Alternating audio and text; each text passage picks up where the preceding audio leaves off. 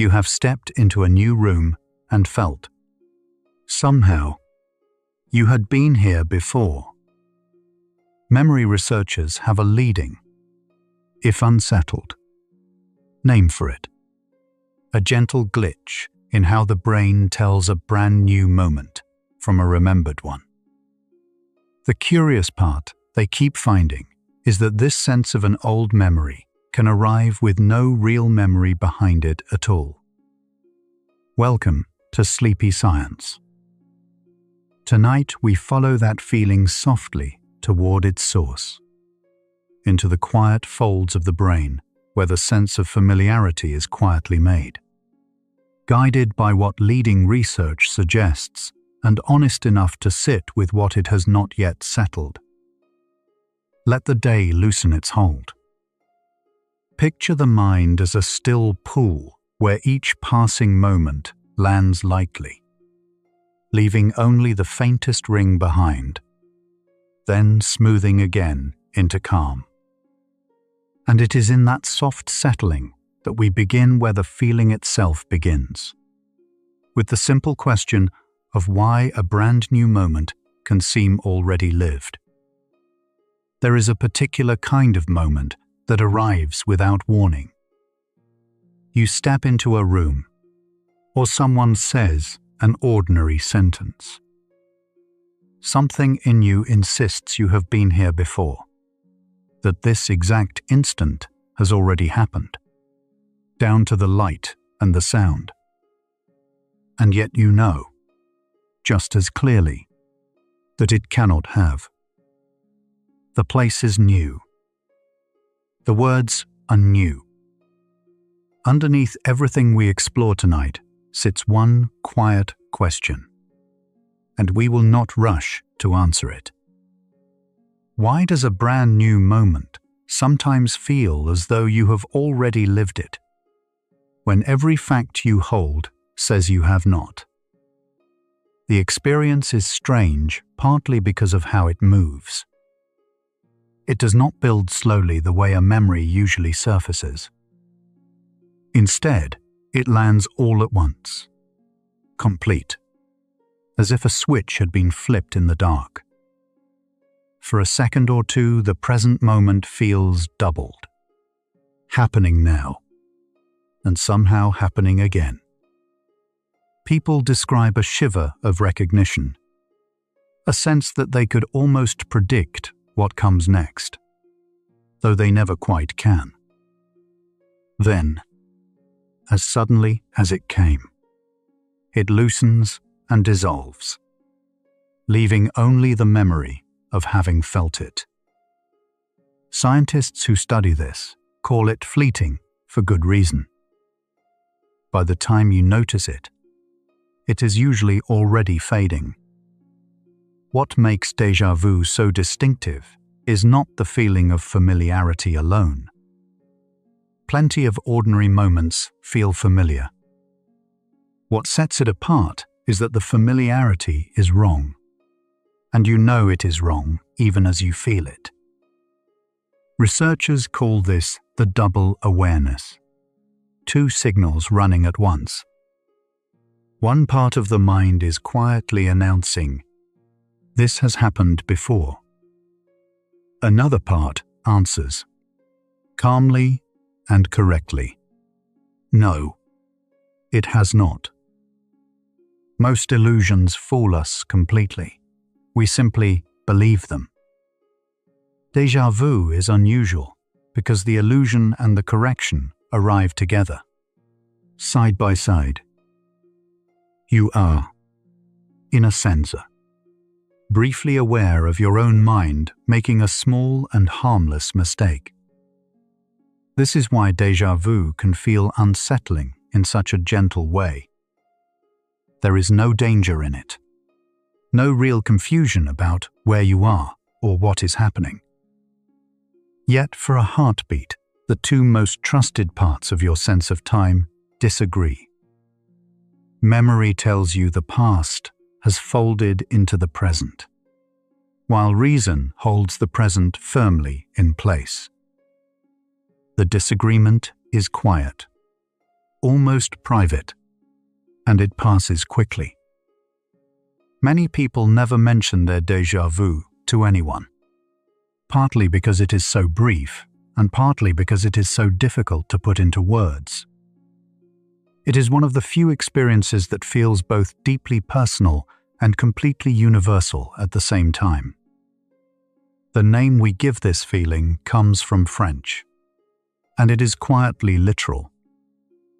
Déjà vu means, simply, already seen. The phrase was brought into wider use in the late 19th century by a French researcher named Émile Boirac.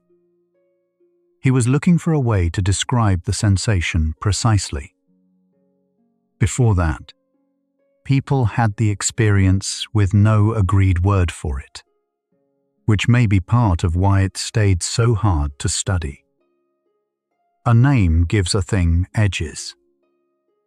Once déjà vu had a name, it could be written about, compared between people, and gathered into questionnaires. Yet the name describes only what the feeling claims. Already seen, not whether anything was, in fact, ever seen at all. Déjà vu has close relatives, and naming them now will help later. The first is déjà vécu, French for already lived. It is subtler and, for some, more troubling than ordinary déjà vu. Where déjà vu is a flash of visual familiarity, déjà vécu is the fuller sense of having already lived through an entire unfolding situation. Not just seeing it, but experiencing it again with its feelings and its expected next moments. For most people, this too is fleeting and harmless. But researchers pay special attention to déjà vécu, because in rare cases a more persistent version appears, one where the sense of reliving does not pass. That distinction between the brief and the lasting will matter greatly as our night goes on. A third relative is worth meeting, and it runs in the opposite direction. It is called jamais vu, French for never seen. Jamais vu is the odd experience of finding something completely familiar, suddenly strange, as if you were meeting it for the first time. A common everyday version happens with words. Stare at an ordinary word, or repeat it aloud again and again, and it can briefly lose its meaning, becoming just a shape or a sound you no longer recognize. In that moment, the word is fully known to you and yet feels foreign. If déjà vu is false familiarity, jamais vu is false unfamiliarity. The two are mirror images, and together they hint that familiarity itself is something the brain generates, not simply reads. So, how common is this quiet glitch? Far more common than most people assume, because so few of us mention it. When researchers gather large surveys and ask carefully, the numbers land somewhere between 60 and 80%. That many people say they have felt déjà vu at least once in their lives. The wide range reflects how the question is asked and how well people remember something so brief. Still, the message is consistent across many studies and many countries. This is not a rare quirk belonging to a few unusual minds. It is a nearly ordinary feature of being human. Whatever produces déjà vu appears to be built into the common machinery of memory, not into some rare exception. The feeling is not spread evenly across a lifetime, and that pattern is one of our first real clues. Déjà vu tends to be reported most often by adolescents and young adults, roughly from the teenage years into the 30s. From there, it slowly becomes less frequent with age, so that many older adults notice it rarely, if at all. This is a curious shape for an experience to have. If déjà vu were simple wear and tear on the brain, you might expect it to increase as we age, not fade. Instead, it seems most active in years when memory systems are especially busy and healthy. That gentle detail will quietly shape how scientists think about what déjà vu actually is. However often it comes, déjà vu almost never stays. Its most reliable feature, across every study, is how briefly it lasts. Typically, the whole experience unfolds and fades within a few seconds, long enough to notice, far too short to examine. It is not a mood that settles over an afternoon, nor a memory you can turn over slowly in your hands. It is closer to a spark. Bright, sudden, and gone. This brevity is more than a curiosity. It shapes what the feeling can be. Whatever is happening in the brain during déjà vu seems to be a passing event, quickly caught and quickly corrected, rather than a lasting change in how you understand the world around you. People often notice déjà vu most strongly in certain kinds of moments. Surveys suggest it arrives more readily when we are somewhere new, especially indoor places and scenes with a clear layout, and often when we are a little tired or under mild stress. It also seems to favor the ordinary over the grand. Rarely does déjà vu strike during a truly momentous event. More often, it slips in during small, unremarkable passages of a day. A corredor, a conversation, a glance out a window. Travel. When we encounter many fresh scenes in a short time, appears to raise the chances as well. None of this yet explains the feeling, but it begins to sketch the conditions under which the mind is most likely to stumble. All of this brings us to the central difficulty. Déjà vu is one of the hardest experiences in all of psychology to study, and the reasons are woven into its nature. It is brief, lasting only seconds. It is unpredictable, arriving without warning and refusing to appear on command. And it is private, unfolding entirely inside a single mind with nothing visible on the outside.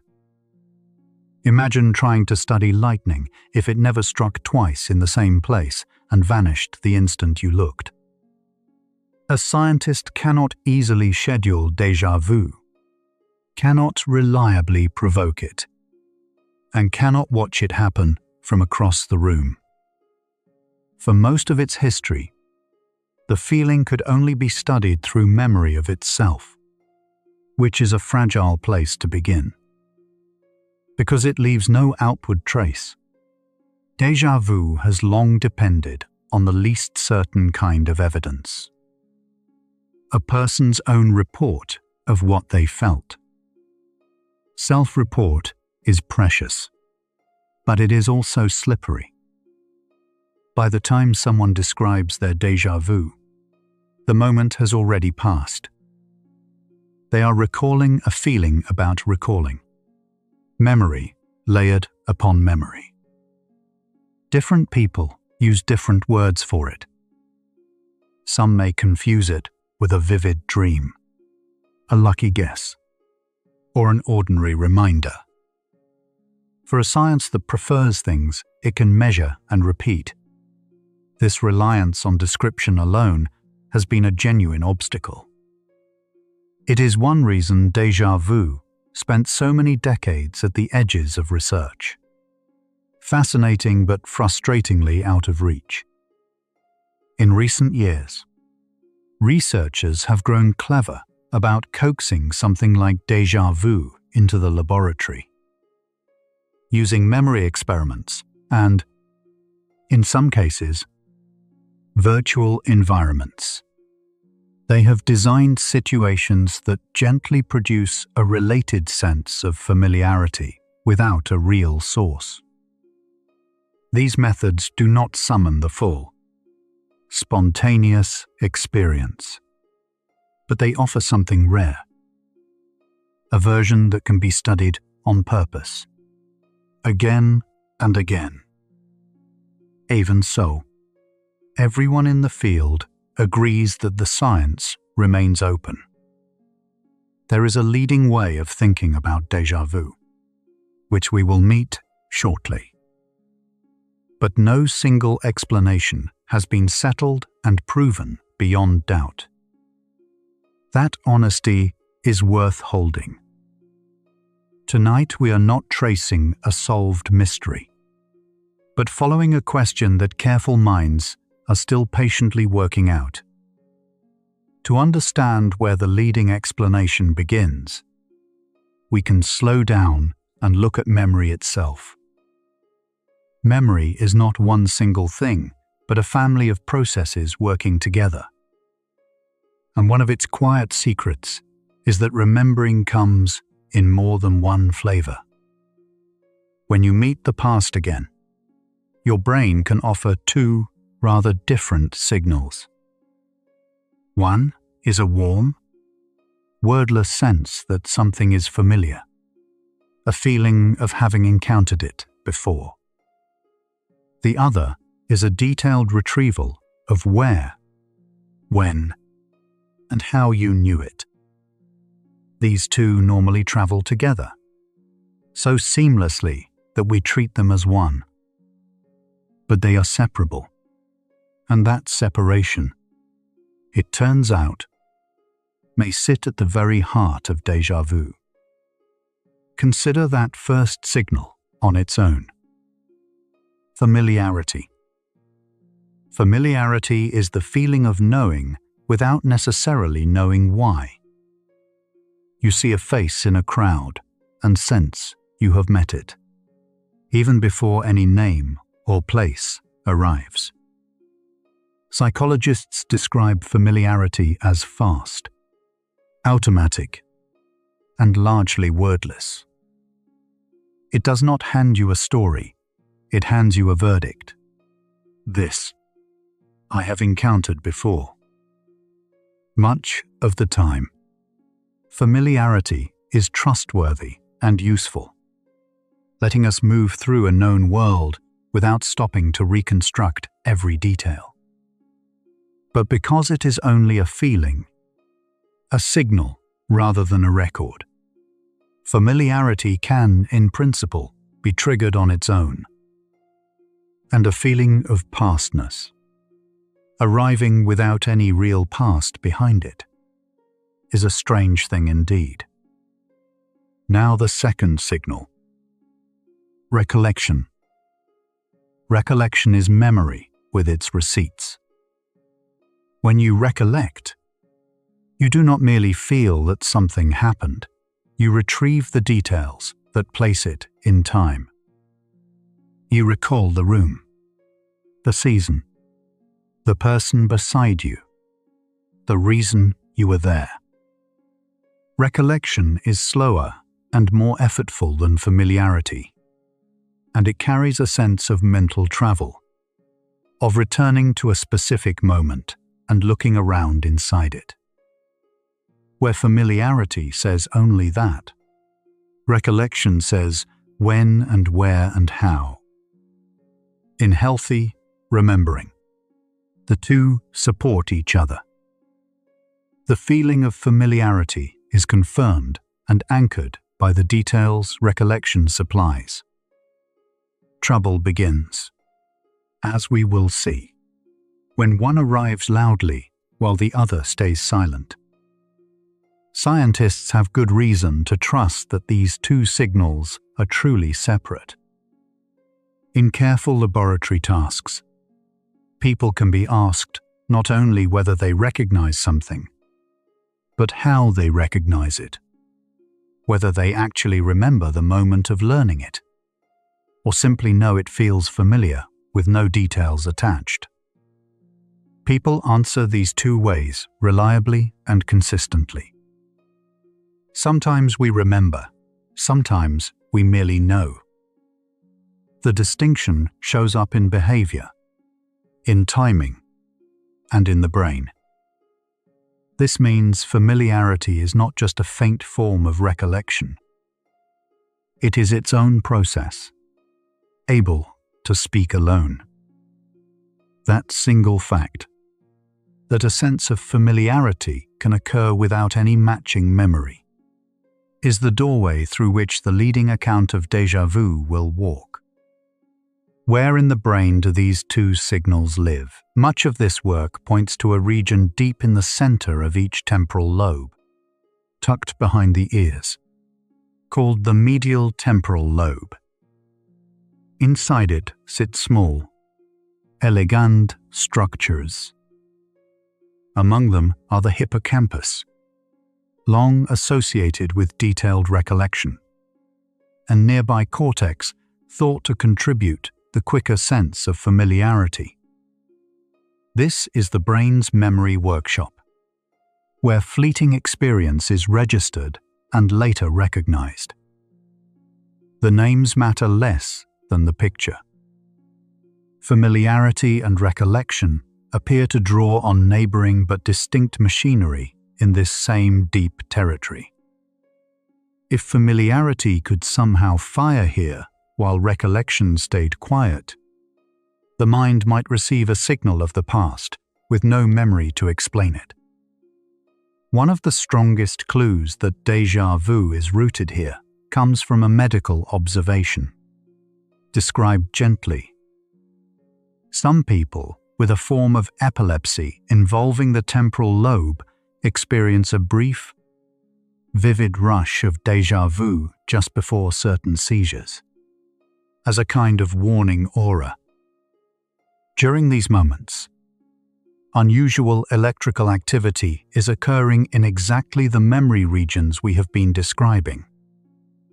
For scientists, this is a valuable natural window. It suggests that déjà vu can arise when the medial temporal lobe is briefly overactive, firing a familiarity signal without cause.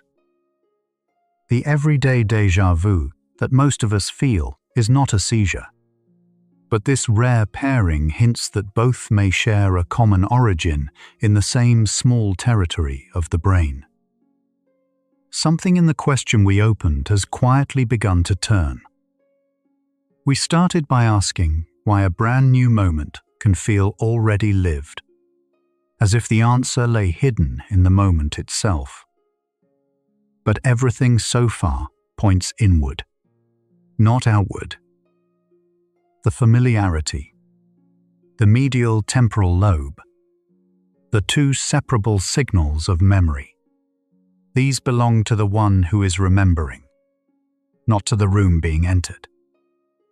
Perhaps the moment was never the puzzle. Perhaps the puzzle is a feeling of the past that can arrive with no past attached. What remains unanswered is why the mind, so reliable most of the time, would ever send that signal falsely. And that is where the next stretch of our night begins to look. So here is the leading way researchers now think about ordinary déjà vu, offered as the best current account rather than a proven fact. In this view, déjà vu is a memory glitch, a moment when the brain's familiarity signal fires strongly while recollection finds nothing to match it. You feel, powerfully, that this has happened before. Yet no memory rises to say when or where, because there is none. The two signals, normally partners, briefly fall out of step. What you experience is that mismatch itself. Strong familiarity meeting empty recollection. It is elegant precisely because it explains the double awareness. The familiarity feels real, so you sense the past.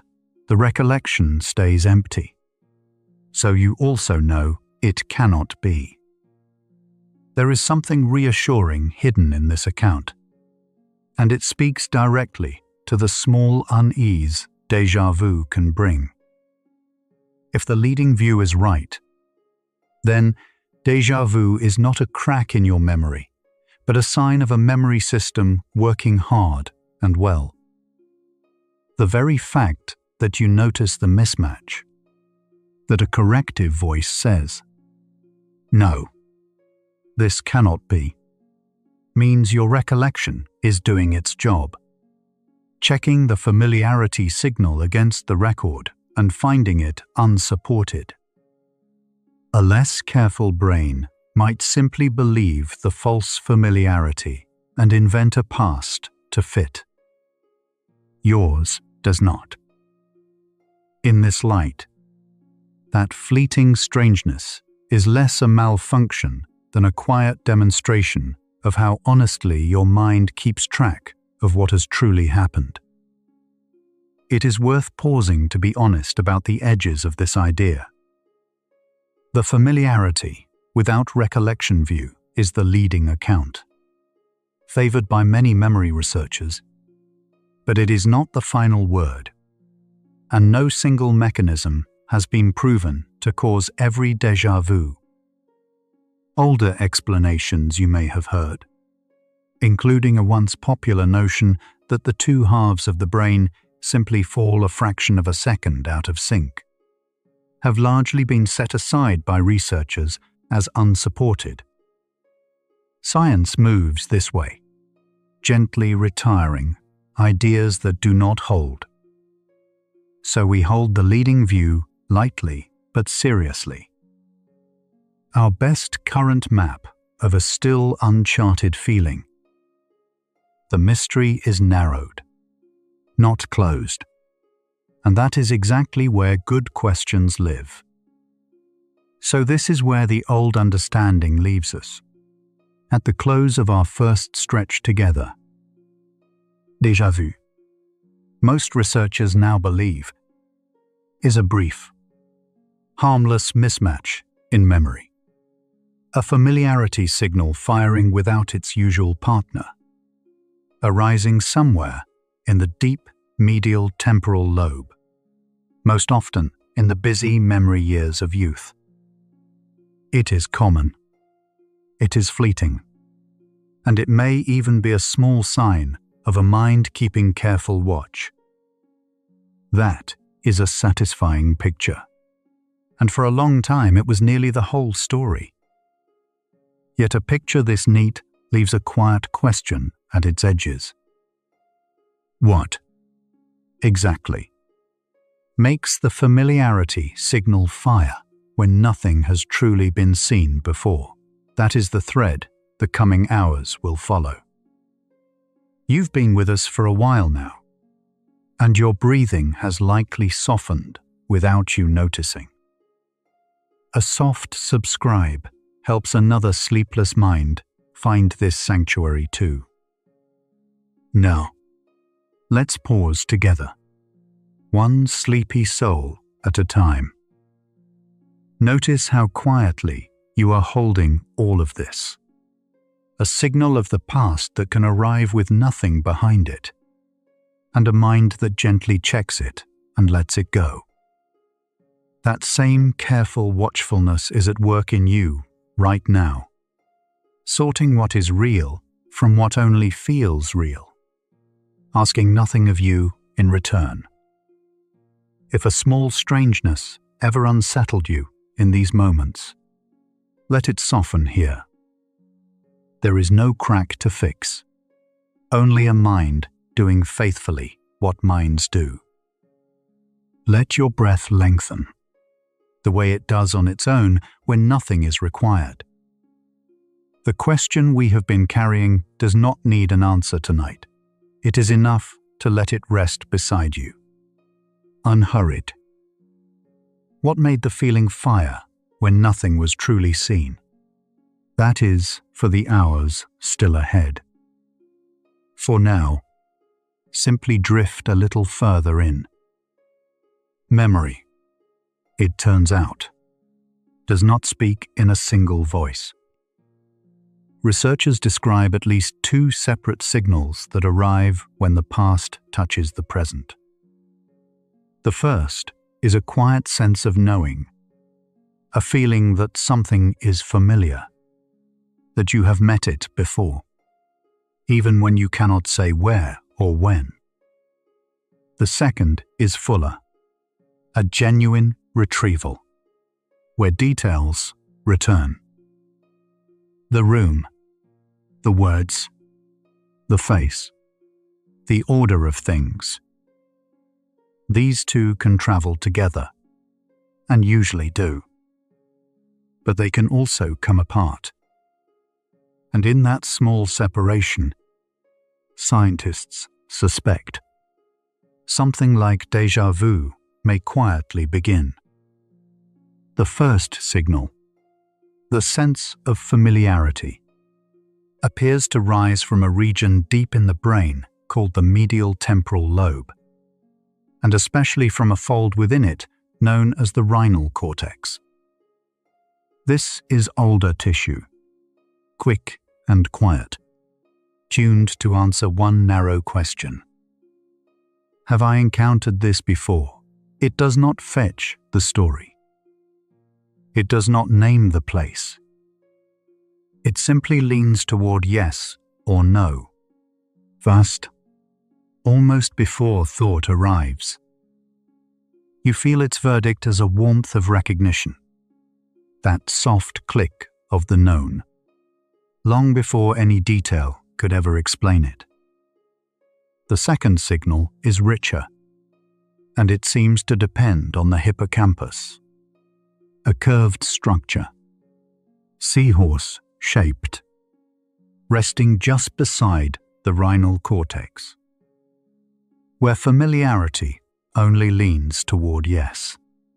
Recollection reaches back and returns with cargo, the actual details of a past moment. It rebuilds the scene, threads the sequence, hands you the where and the when. This is remembering in the full sense, not merely that you know something, but how you know it. Because the two structures sit so close and work so closely, we rarely notice they are doing different jobs. Most of the time, they simply agree. The leading explanation for déjà vu lives in that small gap between the two. It is often called the dual process account, and its claim is careful. Déjà vu, in this view, is the familiarity signal firing strongly, that quick warmth of the known, while recollection finds nothing to match it. The brain announces this is familiar, then searches for the memory that should justify the feeling, and comes back empty-handed. The sensation is not a false memory. It is a true feeling attached to no memory at all. Recognition without anything recognized. A verdict with no evidence standing behind it. Notice how this quietly changes the question we started with. We came looking for a memory, some buried night that the present had brushed against, some real past returning. But the dual process view suggests there may be no memory to find at all. What arrives is only the feeling that a memory should be there. So the question turns, gently, on its axis. Not why does this moment match my past, But why does the sense of the past arrive with nothing behind it? Deja vu may be less a memory than a memory's shadow, cast without the thing that casts it. Some of the strongest evidence comes from a place you might not expect. The study of epilepsy. In certain people, seizures begin in the medial temporal lobe, the very region tied to familiarity, and just before a seizure spreads. Many report a sudden, vivid rush of déjà vu. It is so consistent that clinicians have long noted it as a warning sign, an aura arriving at the edge of a seizure. When electrical activity stirs that specific tissue, the feeling of familiarity can switch on by itself, untethered from any real past. It is a clue, not a closed case, but a telling one. Researchers have even watched this happen more directly. During careful pre-surgical mapping, when a gentle electrical current is applied to parts of the medial temporal lobe, some patients report déjà vu arriving in the moment, a manufactured familiarity, produced almost on demand. The present feels rehearsed, though nothing from the past has been summoned. These findings do not prove the whole story, and the scientists who report them stay cautious. But they point, again and again, toward the same neighborhood of the brain, hinting that this fragile sense of having been here may be generated locally, by tissue whose ordinary work is simply to recognize. In the laboratory, a psychologist named Chris Moulin and his colleagues have tried to coax déjà vu into the open, gently and by design. One approach borrows a trick from memory research. Volunteers study lists of related words: bed, pillow, night, dream, that all circle a word never actually shown, such as sleep. Later. That missing word feels deeply familiar. Moulin's team adapted such methods to build a laboratory echo of déjà vu, a moment where familiarity blooms, although the person knows the item is genuinely new. It is a small, controlled version of the everyday feeling, catchable at last under quiet observation. What makes Moulin's work striking is a particular kind of patient he has described. People who feel déjà vu almost constantly, yet know the feeling is false. They may decline to read a newspaper, certain they have already read it, while understanding, rationally, that they have not. This splits the experience into its two parts and lays them side by side. The familiarity signal, insisting, and the reasoning mind, quietly disagreeing. Most of us feel that same split only for a second, when déjà vu pass and we think, but I have never been here. In these cases, the second half never quite fades. Another thread, softer and more ordinary, is called the Gestalt familiarity hypothesis. The word Gestalt means the overall shape of a thing, the arrangement rather than the parts. The idea is this: a new place whose layout echoes some forgotten place can spark familiarity without any true memory surfacing. A hotel lobby arranged much like a childhood living room, a garden path bending the way another once bent. You never recall the earlier scene. It stays lost, yet its shape lingers.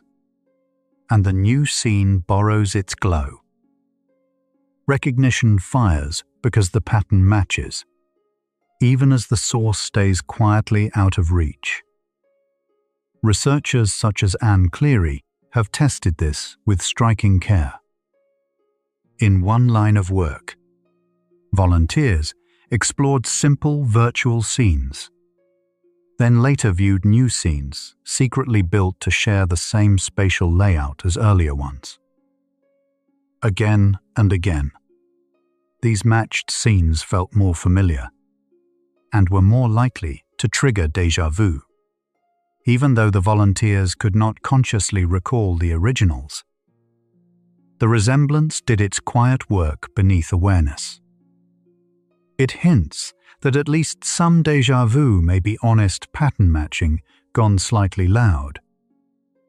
A real similarity, correctly sensed, but mistakenly felt as if the whole moment, and not just its shape, had been lived before. By now, a pattern within the pattern appears. Familiarity without recollection can be stirred in more than one way.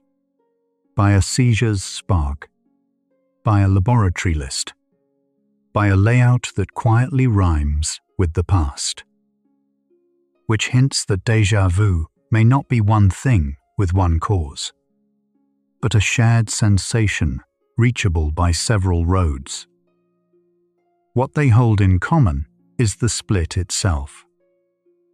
A signal that says known, arriving where nothing known can be found.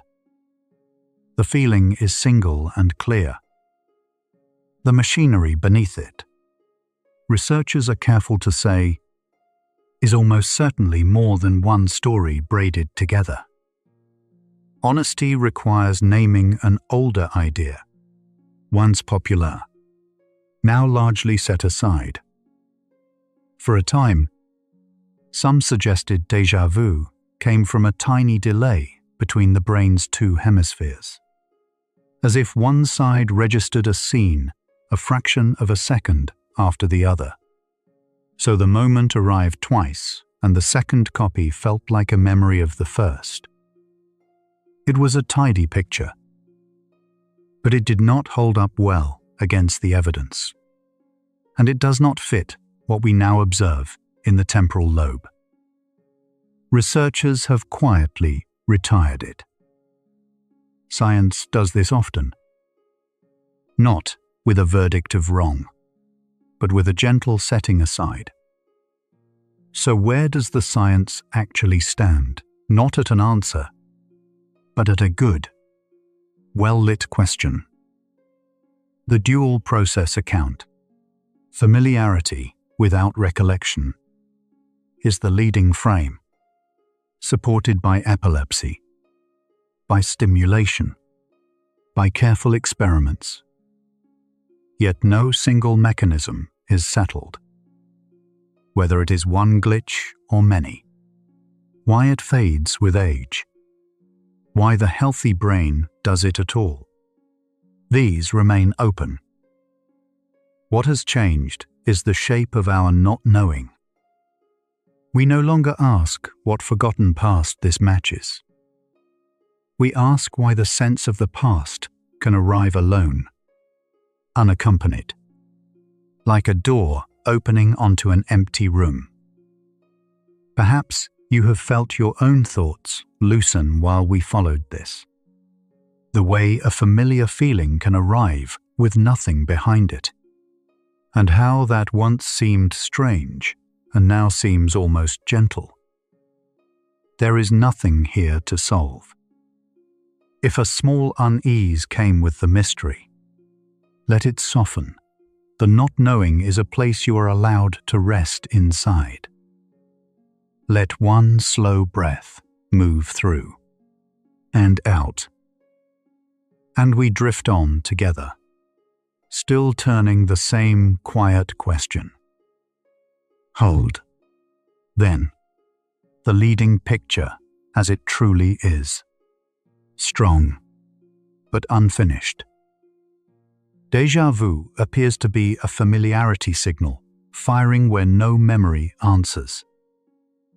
A recognition without a thing recognized, generated in the deep folds of the temporal lobe, reachable by more than one path.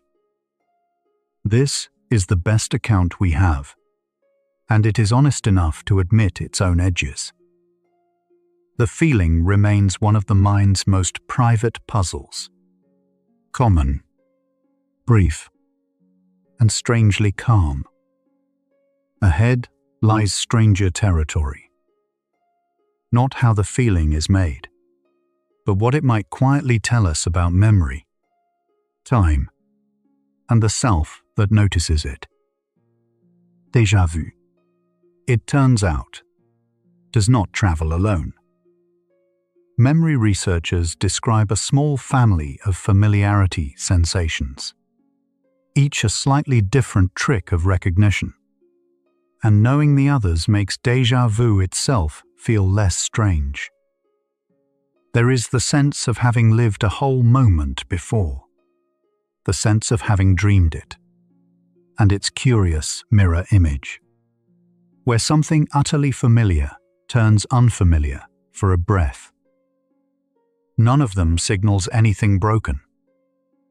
They are variations on the same quiet theme, the mind checking a moment against everything it has ever known, and occasionally returning an answer that surprises even itself. Gently and without warning. Consider first the mirror image, called Deja Vu, where deja vu makes the new feel familiar. Deja vu makes the familiar feel new, even faintly foreign. You might stare at an ordinary word you have written 1,000 times. For a moment, doubt it is spelled right. Or glance at a face you know well and feel a small blankness open. It is far rarer than deja vu and just as harmless.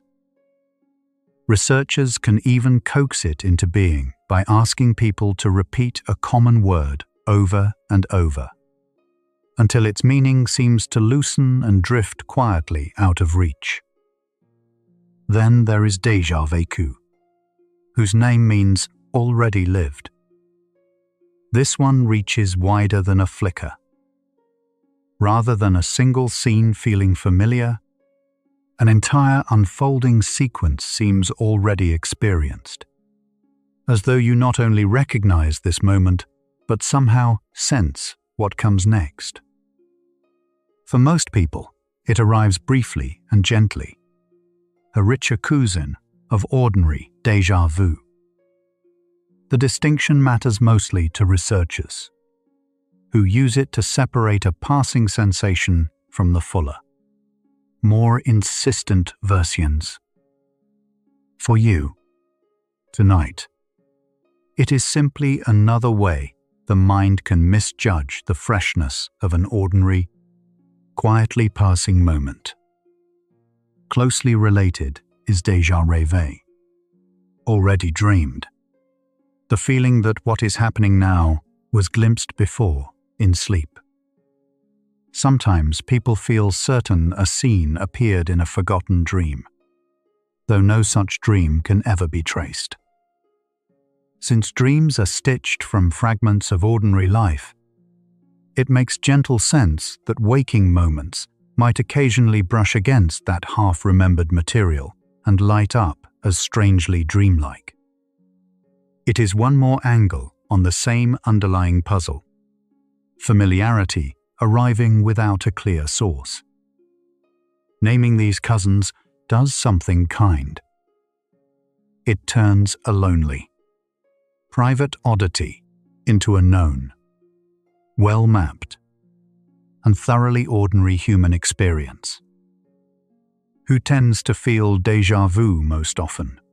The patterns are gentle but consistent. Younger adults report it more than older ones, and it seems to soften naturally with age rather than worsen over time. People who travel widely also report it more. Perhaps because new places offer more chances for a fresh scene to echo something half-stored from somewhere else. Neither pattern points to anything wrong. If anything, they sketch a portrait of a lively, well-traveled, richly stocked mind. One holding so many scenes that now and then a new one quietly rhymes with an old one you cannot quite place. There is a quieter pattern too, and it is rather lovely. People who remember their dreams often, and those with vivid, active imagination, tend to report déjà vu more frequently. A mind practiced at generating rich inner scenes may simply have more material for a moment to feel familiar against. So the question we have been following begins to turn from what is wrong with this feeling toward what it quietly says about you. Perhaps déjà vu is less a glitch to explain away and more a small signature of a mind unusually alive to its own inner imagery. Fatigue and mild stress make their own small contribution. When you are tired or a little stretched, the brain's timing can slip, and the systems that produce familiarity and the systems that produce clear recollection may briefly fall out of step. In that gap, a moment can feel deeply known while offering no memory to attach it to. This is not damage, only a natural loosening. The same way a weary mind mislays a name, it certainly knows. It is worth noticing that déjà vu often visits precisely when you are tired, which is to say, at hours not so unlike this one. For the vast majority of people, déjà vu is entirely benign, a brief and meaningless flicker that passes on its own. There is one gentle footnote worth stating plainly and without alarm. In a small number of people, déjà vu that comes very frequently and very intensely, often alongside other unusual sensations, can be part of what doctors call an aura in temporal lobe epilepsy. If episodes ever became persistent and frequent enough to concern you, it would simply be worth mentioning to a doctor. For an ordinary, occasional flicker, like the kind almost everyone knows, there is nothing here to worry about. You have just been sitting with something strange, the way a mind can hand you familiarity with no memory behind it, and how ordinary and harmless that turns out to be. Let that gentleness settle where you are. The same mind quietly sorting old scenes from new is the one softening now. Its checking growing slower, less insistent. Notice your breath without changing it. One easy rise.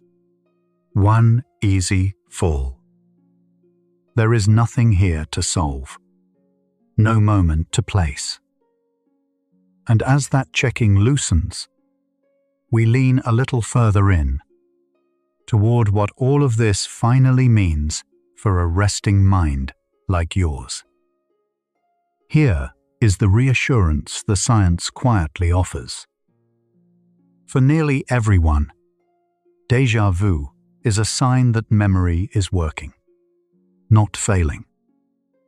The very fact that a moment can feel familiar means your brain is comparing the present against a vast, well-connected web of experience. Fast enough that the comparison sometimes runs ahead of itself. A mind that never produced déjà vu would not be a clearer mind, only a more sparsely linked one. So the odd little jolt of the already seen is better understood as a byproduct of richness, the small overflow of a memory system doing exactly and generously what it was built to do. So the strange familiarity you have felt, perhaps many times, belongs to a well-mapped and thoroughly human family of sensations. It is common. It is harmless. And for almost everyone, it is a quiet mark of a mind richly stocked and closely woven. The unsettled part, the exact mechanism, remains open. And there is something fitting in that. A small mystery the brain keeps about itself. Tonight there is nothing left to resolve. The next moment that arrives wearing the face of memory can simply be met with a little less alarm, and a little more of the wonder it was always quietly worth. Deja vu offers a quiet window into something science has slowly come to accept. Memory is not a recording. Nothing in your brain stores the past the way a camera stores a scene. Instead, each time you remember, you rebuild, assembling fragments of sensation, meaning, and feeling into something that seems whole. Most of the time, this reconstruction runs so smoothly you never notice the seams. Deja vu may be one of the rare moments the building shows. The past, it turns out, is something the mind makes fresh, again and again. Because remembering is rebuilding. Every memory is slightly new each time you visit it. Recall a childhood room and you don't replay a fixed file. You construct it again from scattered traces, colored by who you are now. This is why memories shift over years. Why two people recall the same evening differently. Why a detail can feel certain and still be wrong. The brain values usefulness over exactness. And within that flexible system, a small mismatch now and then is not a flaw. It is the natural cost of a mind that rebuilds rather than stores. Memory researchers describe two quieter processes working side by side. One is recollection, the retrieval of specifics. Where? When? Who? What happened next? The other is familiarity, a wordless sense that something has been met before, arriving without any of the details. You know this feeling from faces, recognizing someone instantly, yet unable to place them. Usually, the two move together, familiarity and recollection agreeing so seamlessly they feel like one thing. Deja vu may be the moment they come apart. Familiarity present. Recollection absent. The sense of knowing arriving with nothing behind it to explain it. Familiarity behaves almost like a separate signal in the brain. A soft light that switches on when something matches what you've encountered before. It doesn't wait for you to name the match. It simply glows. In everyday life, this light is trustworthy. It brightens for the known and stays dim for the new. And you rarely question it. But because it can turn on independently of recollection, it can, on rare occasion, glow for a scene that is genuinely new. When it does, you feel knownness with no memory to justify it. That feeling has a name. What makes deja vu striking is how reliable this system normally is. Thousands of times a day, familiarity and recollection quietly confirm each other. You walk into your kitchen and both agree. Known place. Known here. Nothing to flag. The agreement is so constant you never notice it happening. It is simply the texture of ordinary experience. Only when the two disagree does the machinery become visible. Deja vu is not the system failing at its job. It is the rare instant when its two voices, almost always in unison, briefly say different things at once. So the question shifts.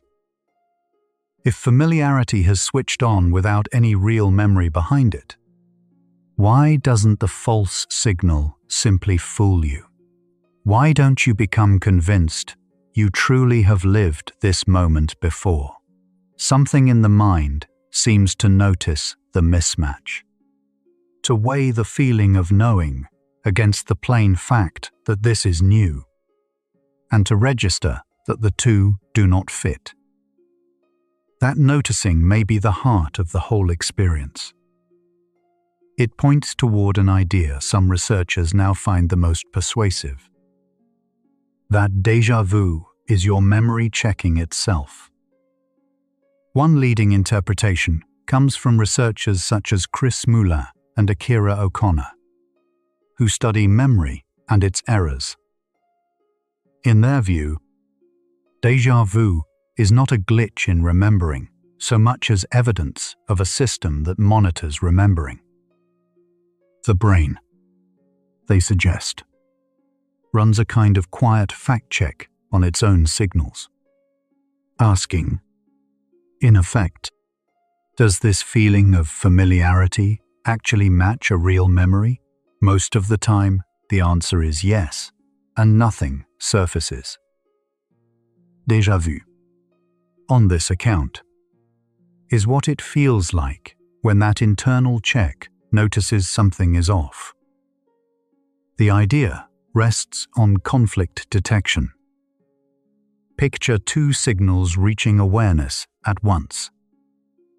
A strong sense that this is familiar, and clear knowledge that you have never been here. In most brains, these never contradict. But if familiarity fires falsely, the monitoring system meets a genuine conflict. A claim of knowing set against evidence of newness. Rather than accept the false claim, the brain flags it.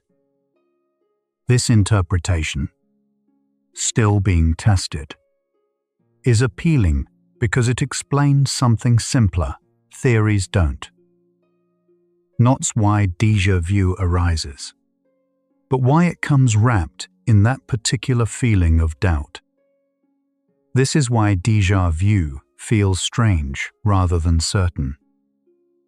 If the false familiarity simply overrode your judgment, you would walk away convinced you had lived the moment before, untroubled and sure.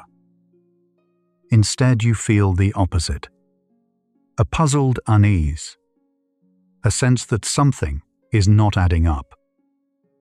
On the fact-checking view, that unease is the signature of a system working, not failing. You are feeling your own mind decline to be fooled, registering the pull of familiarity, comparing it against reality, and quietly refusing to let a false signal pass unquestioned. There's a subtle detail the interpretation captures well. In déjà vu, you don't merely feel that a scene is familiar. You also feel, at the same time, that the familiarity is wrong. That second feeling, the sense of its own inappropriateness, is unusual. Ordinary recognition carries no such doubt. When you know a face, you simply know it. The strangeness of déjà vu lives in that added layer, a familiarity that comes already marked as suspect. Researchers read that marking as the trace of a monitoring system stamping the signal. Felt, but not to be trusted. Some support for this picture comes from the laboratory. where researchers have gently coaxed déjà vu-like feelings using word lists and virtual spaces designed to breed familiarity without a clear source. People report the sensation and, tellingly, often report knowing at once that it shouldn't be trusted. Other work with brain stimulation has produced familiarity feelings in similar regions. None of this proves the theory outright, and the scientists themselves are careful to say so. It is a promising line of evidence, gathering slowly, rather than a settled verdict carved into stone. Much of this quiet machinery is thought to involve the medial temporal lobe, the deep inner region where the brain handles memory and the sense of familiarity. Structures there help decide whether an experience is new or already known. If familiarity is generated in one part while the check for a matching memory comes up empty, a conflict could arise precisely in this territory. The details remain genuinely unsettled. Which structures? In what sequence? No one can yet say with confidence. But the medial temporal lobe keeps appearing at the center of the story, again and again. It helps to separate two things that share a name. In some forms of epilepsy, intense déjà vu can arrive as part of a seizure beginning in these same memory regions. And that is a medical matter for a doctor. But the fleeting, harmless déjà vu that most people know now and then is different in kind. Brief, mild, and followed by ordinary life. Studying the rare clinical version has helped researchers map the everyday one. For the common experience, the emerging picture is reassuring. Not a symptom, but a healthy system briefly showing its work. Here is something worth resting on. In déjà vu, you are never actually fooled. You do not stop and wonder whether you really have visited this street before. You know, plainly, that you haven't. And yet the feeling of having done so persists alongside that knowledge. Two truths hold at once. This feels lived before, and this is unquestionably new, and neither erases the other. The uncanniness isn't a mistake sitting on top of the experience. The uncanniness is the experience. The felt shape of two honest signals refusing, for a moment, to agree. Notice how unusual that is. Most of the time your mind resolves such tensions instantly, smoothing signals into a single, seamless sense of what is happening. In déjà vu, it doesn't smooth them. It lets you sit, briefly, inside the gap. You experience familiarity and novelty as two distinct things, rather than one blended certainty. It is almost as if the seam between two mental processes, normally invisible, sewn shut, comes open just wide enough to feel. Unsettling, yes, but also a rare, direct glimpse of machinery that usually does its work entirely out of sight. People often describe déjà vu as a kind of doubling, as though the present moment has quietly folded over on itself. That description fits the two-signal idea well. One layer says now, another whispers again. The scene doesn't change. The coffee, the voices, the light stay exactly as they are. Yet it seems to carry a faint second copy of itself. a shadow of prior acquaintance. What you are feeling in that doubling may simply be familiarity laid over a moment that has no memory to receive it, present and unattached at once. Its brevity is itself a clue. Deja vu rarely lasts more than a handful of seconds before the ordinary sense of the moment returns. On the monitoring view, that quick fade makes sense. The false familiarity is a passing surge, and once the check has flagged it and no matching memory arrives, the signal subsides and normal experience resumes. The mind does not dwell on the conflict. It notices, marks it, and moves on. What feels like a small rupture in time is, more likely, a brief flicker, quickly and quietly set right. Science has not always told the story this way, and it is worth being honest about that. For a time, a popular explanation held that déjà vu came from a tiny delay between the brain's two hemispheres, one side supposedly registering a scene a fraction of a second after the other. So the moment felt oddly like a repeat. It was an appealing image. But as memory research deepened, that account found little firm support, and scientists gradually set it aside. It survives now mainly as an example of how understanding gets revised. Other early ideas met similar fates. Some proposed that déjà vu was a fragment of a forgotten dream surfacing. Others reached for more mystical explanations entirely. None held up under careful study. There is something quietly reassuring in watching a field work this way, proposing, testing, and letting go of what the evidence won't carry. The current fact-checking interpretation is offered in exactly that spirit, as the best account for now, held open to revision. Science updating itself is not a weakness in the story. It is the very thing that makes the story trustworthy. So the mechanism remains, in the plainest terms, unsettled. Researchers can describe the shape of what likely happens. A familiarity signal without a matching memory. A monitoring system noticing the mismatch, while admitting they cannot yet trace every step. Which regions fire first? Why the false signal arises at all?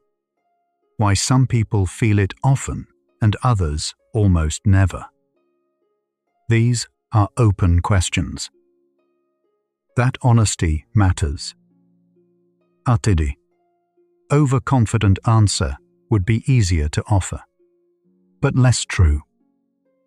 What we have instead is a careful, growing picture, drawn lightly, with room left for what is still unknown.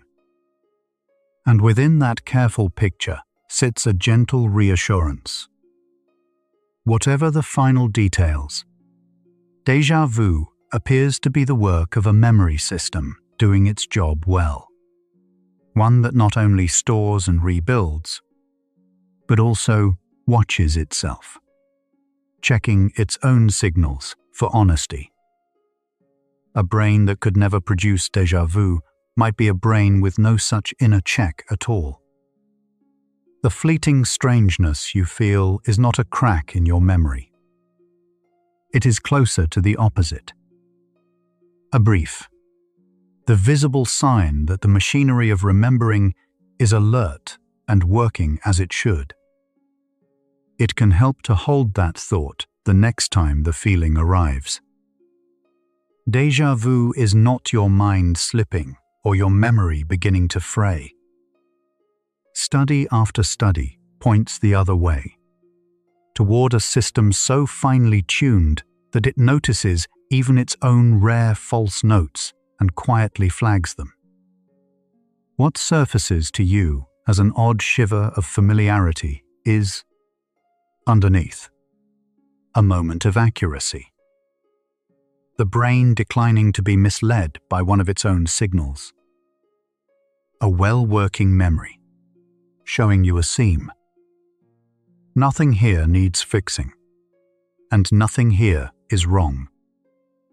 Gather the night's pieces, and one idea comes gently into view, offered as a leading explanation, not a final one. The strange familiarity of déjà vu is most likely a memory signal firing without a memory behind it. The felt sense of having known arriving on its own, with nothing stored to justify it, and a watchful mind noticing the gap. That is the heart of it. As far as the evidence now reaches, a real signal, honestly flagged, wrapped in the small unease of a conflict court. The full mechanism is still being mapped, and that is allowed.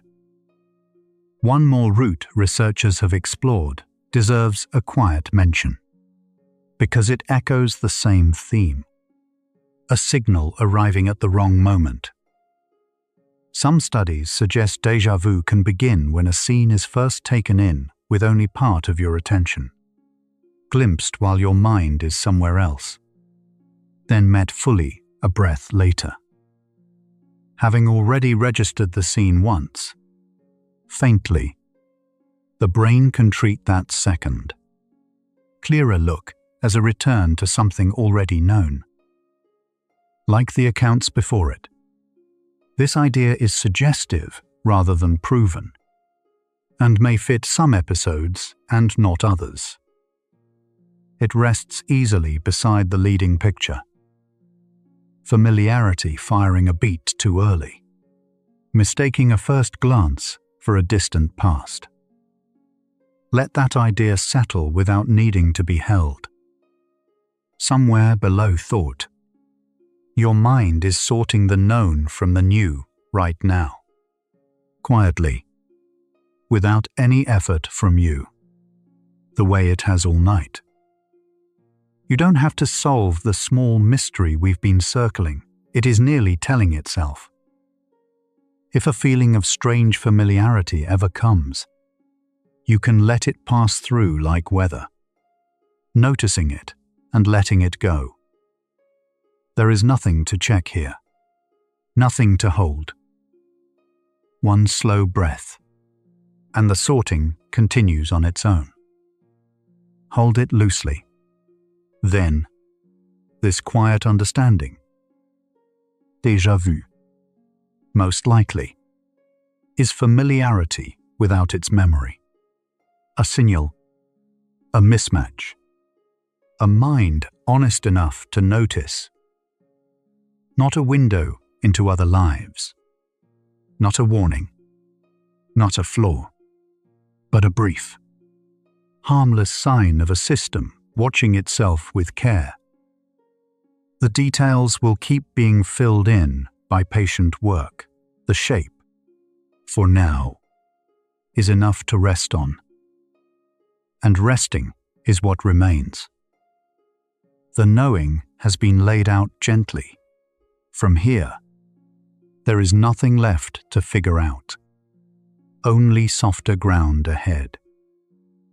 There is a softer explanation than the one that thrills you.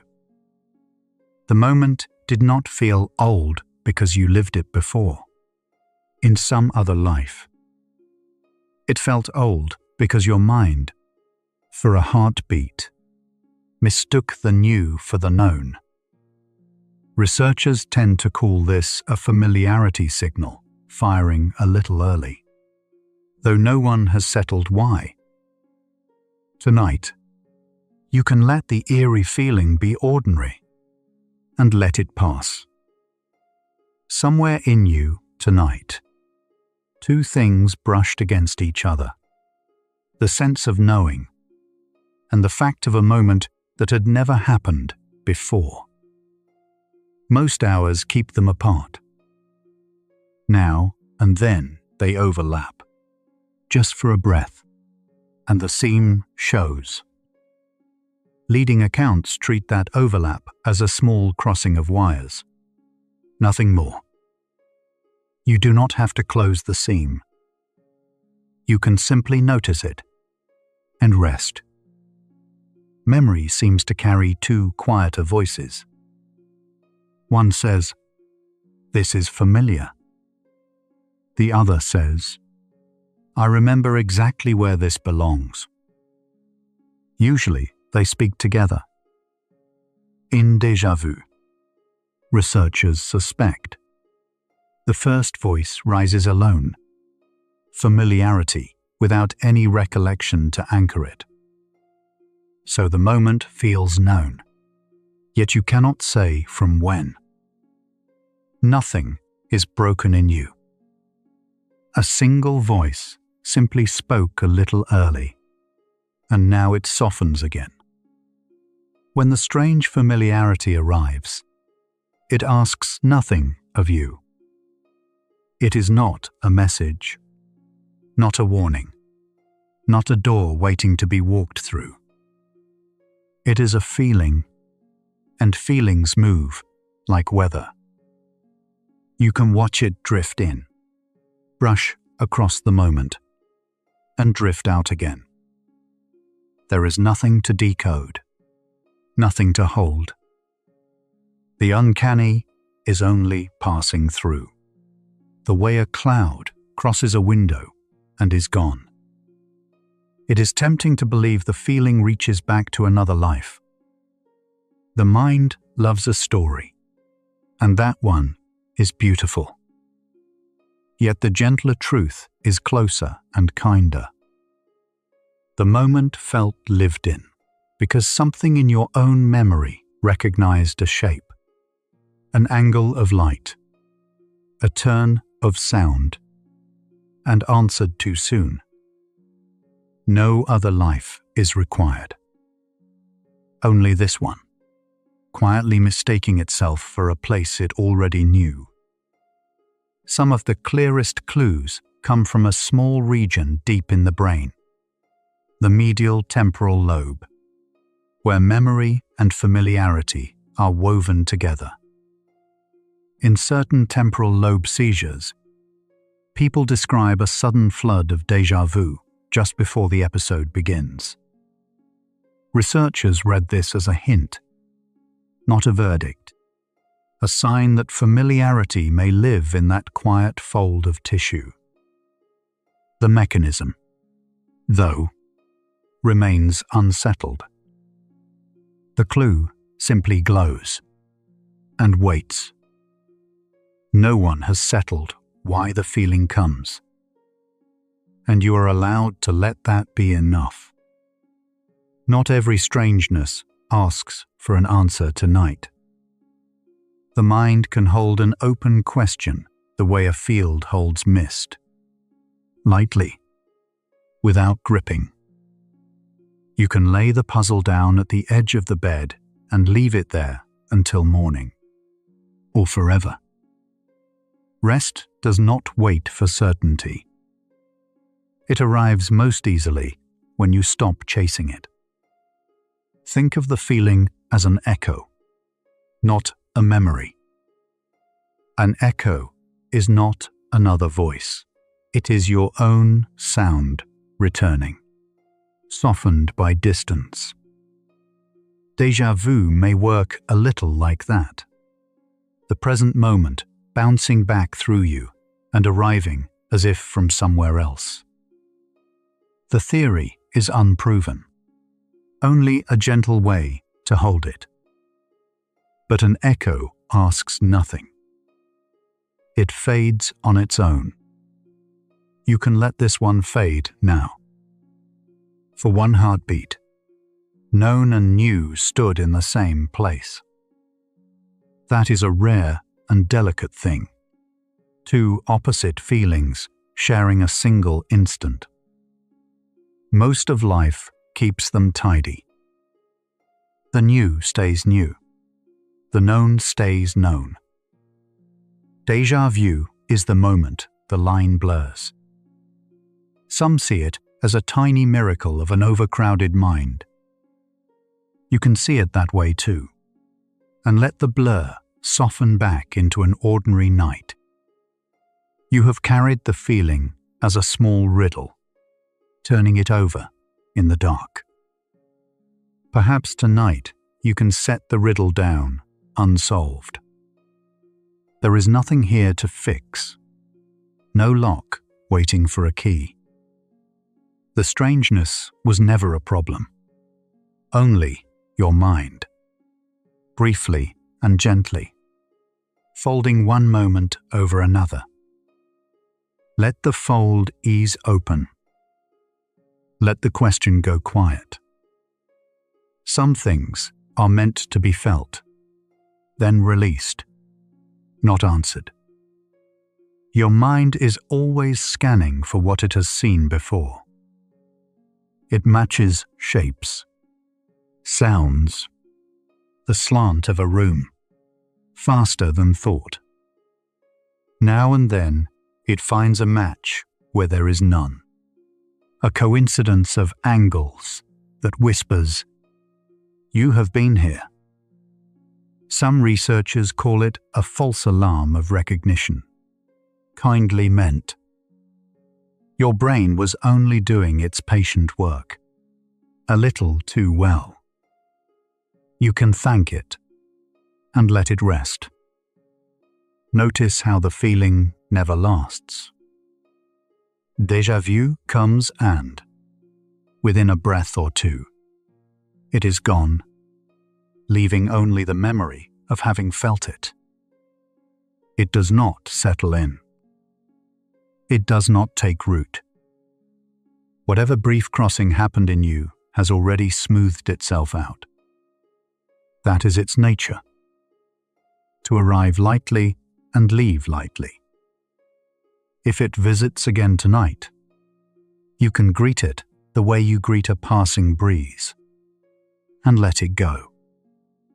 Some feel the déjà vu foretells what comes next, as if the moment were rehearsed. But the sense of prediction usually arrives after, not before. The mind, feeling the familiarity, reaching to explain it. Studies find these predictions rarely come true. The future was never written in the feeling. There is nothing to brace for. The moment is only itself, ordinary and safe, and you can lie here without watching for what follows. The very thing that makes the feeling strange is a sign of a mind working well. To feel that something is familiar, your brain is forever comparing now against everything before. Deja vu may simply be that comparison, briefly overshooting. Far from a flaw, it hints at how tirelessly you are held together by memory. Even the odd moments are made of care. You can rest inside that care, letting the comparison quiet for the night. By now, the feeling may already seem smaller. Held up to the light, the mystery loosens. Not solved, only softened. Nothing asks you to name what happened in that strange instant. You can let it be one of the many quiet things a mind does in a day. The moment felt old, and then it passed. That is the whole of it. And you, too, can pass gently now into the coming dark. The seam where known and new overlapped has already closed. It opened for less than a second, showed you something uncanny, and sealed again without a mark. Nothing was lost in the crossing. Nothing was left undone. Your memory simply flickered, the way a candle leans and rights itself. you can trust it to keep tending you through the night, matching and sorting in the quiet, asking nothing of you but that you rest. A certain peace lives only inside, not knowing. To hold a question without forcing it closed is its own soft rest. Science has not settled why the moment felt lived in, and it may not for a long while. That open space is not empty. It is roomy, quiet, a place to lie down. You can settle into the not knowing the way you settle into a bed, and let it hold you. Perhaps the tenderest way to hold déjà vu is this: your mind, for a heartbeat, felt at home in a place it had never been. Even in a brand new moment, it reached for the comfort of the known. That reaching is not a malfunction. It is the same instinct that lets you feel safe in a familiar room. Tonight, in this unfamiliar dark, you can let that same instinct find something to call home. If the strange familiarity comes to you again, you can try something gentle. Do not chase its source. Do not push it away. Simply let it be there, the way you let a sound in another room be there. Feel it arrive. Feel it thin. Feel it dissolve. It will pass whether or not you understand it. And in letting it pass without a struggle, you teach your whole body how to let go tonight.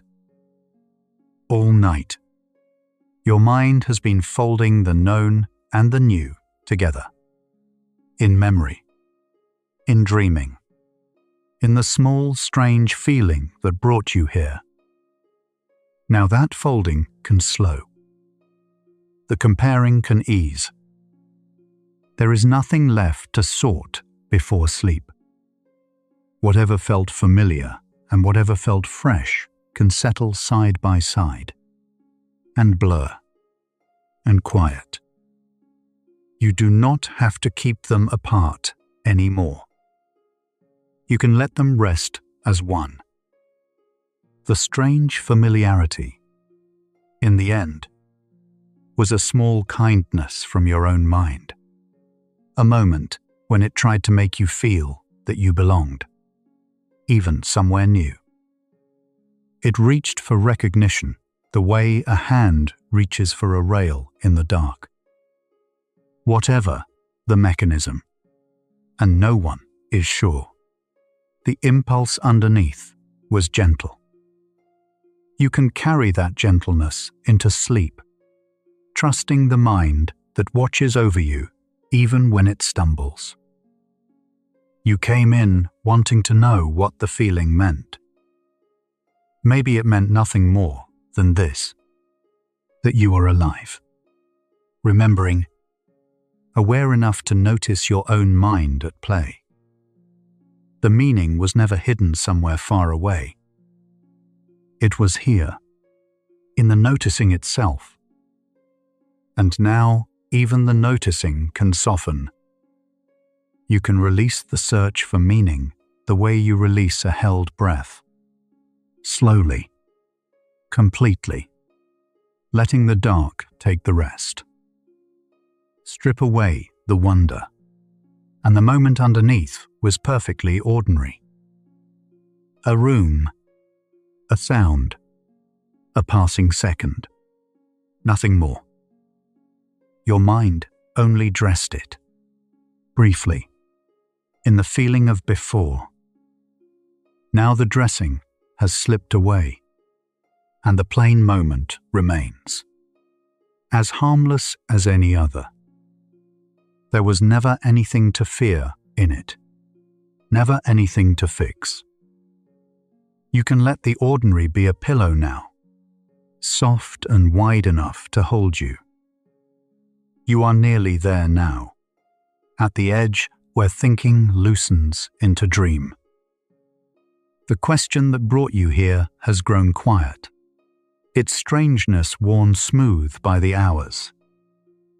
Whatever deja vu is, it will keep its secret a little longer, and that is all right. You have no more sorting to do tonight. The known and the new have folded together into one soft dark, and you can let yourself fold in with them. And so the whole of it comes to this. The moment only felt old because your mind, for a single heartbeat, mistook the new for the known. There was nothing to solve. There was nothing to carry. There was only a feeling that arrived, brushed against you, and let itself pass. Let it pass now. Let the strangeness go soft. Let the night hold what your mind, for one tender heartbeat, thought it already knew. 100 facts ago, the feeling was pure unease, a moment that seemed lived in, with no way to say why. Now it has a gentler shape. We followed memory's two quiet voices. The one that whispers, "This is familiar," and the one that says, "I remember where this belongs," and saw how deja vu may be the first rising alone. We lingered near the medial temporal lobe, where a flood of familiarity sometimes precedes a temporal lobe seizure. A clue, not a verdict. What began as something eerie became, hedged and unhurried, something almost tender. Here is what you carry now. The moment only felt old because your mind, for a heartbeat, reached for the known in something new.